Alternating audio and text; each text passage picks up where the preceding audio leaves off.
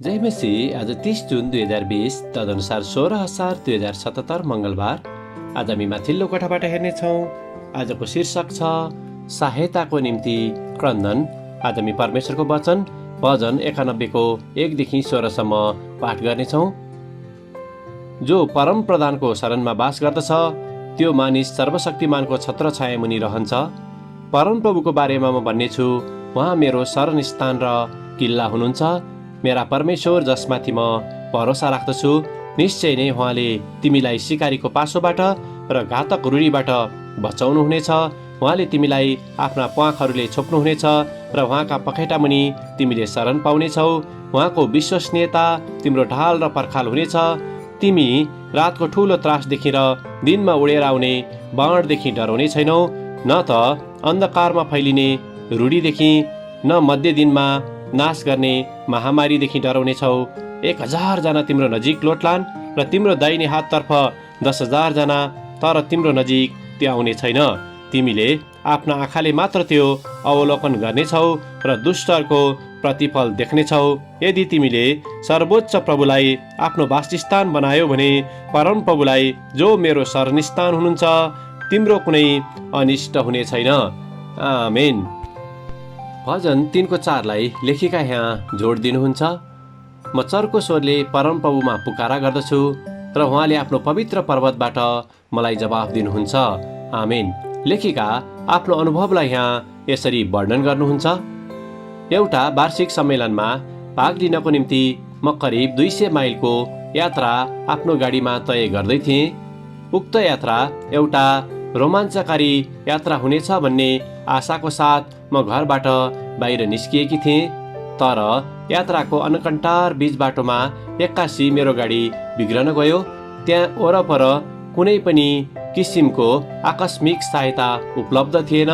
त्यसैले मैले सोही सम्मेलनमा भाग लिन गइरहेका मेरा केही मित्रहरूलाई फोन गरेँ, तर उनीहरू मभन्दा निकै अघि बढिसकेकाले पुनः फर्किएर मका आउन उनीहरूलाई धेरै समय लाग्यो। बिस्तारै साँझको अन्धकार छाउँदै थियो, जसले त्यो अवस्थालाई झनै अन्धकारमय बनाएको थियो र म निकै भयभीत हुन थालेकी थिएँ। त्यसैले निकै व्याकुल हुँदै मैले प्रार्थना गरेँ, सहायता गर्नुहोस् हे परमेश्वर। अन्ततः मेरा मित्रहरूले केही समयपछि मलाई भेट्टाएर त्यहाँ कथाको सुखदायी अन्त्य भयो। हामी हरेकले धेरै जसो समयहरूमा यसरी आफैलाई निकै खराब अवस्थामा पाउँदछौँ र कतिपय त्यस्ता अवस्था हाम्रा उचित योजना नभएको कारणले अथवा आवश्यक विचार नपुर्याएको कारणबाट पनि आउँदछन्। सबै कुरा ठिकै होला भनी हामी हिँड्न खोज्दछौँ, तर धेरै पटक जब हामी आफ्नो गल्तीहरूलाई महसुस गर्दछौँ तब हामीले फर्किने कुनै आधार भेट्टाउँदैनौँ। यद्यपि परमेश्वरले हामीलाई हाम्रो इमान्दारीपन र विवेकको कारणले वास्ता गर्नुहुन्न, तर उहाँले निशर्त प्रेम र कमलो दयाको हृदयले हामीलाई सधैँ निहाल्नुहुन्छ।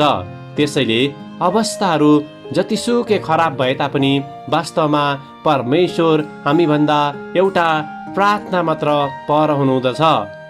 ती समयमा हाम्रा मिठा प्रार्थनाहरूले कुनै अर्थ राख्दैन, तर एउटा आवश्यकतामा रहेको नम्र हृदयको करुण क्रन्दन र पुकारालाई परमेश्वरले सुन्नुहुँदछ। आमेन। आजको विचार, जस्तो सुकै अन्धकारमा पनि परमेश्वरले मलाई देख्नुहुन्छ र सहायता पुर्याउनुहुन्छ। प्रार्थना। प्यारो प्रभु, तपाईँले हामीलाई कहिले पनि त्याग्नुहुन्न भन्ने प्रतिज्ञाको सम्झना हामीलाई सधैँ दिनुहोस्। समस्याका अवस्थाहरूमा केवल तपाईँमा फर्कन हामीलाई मद्दत गर्नुहोस्। येशूको नाउँमा आमेन। आजको लेखिका डेमी ओनिलोयो, ओगन, नाइजेरिया। आजको प्रार्थनाको विषय एक्लै यात्रामा निस्किरहेका महिलाहरूको निम्ति।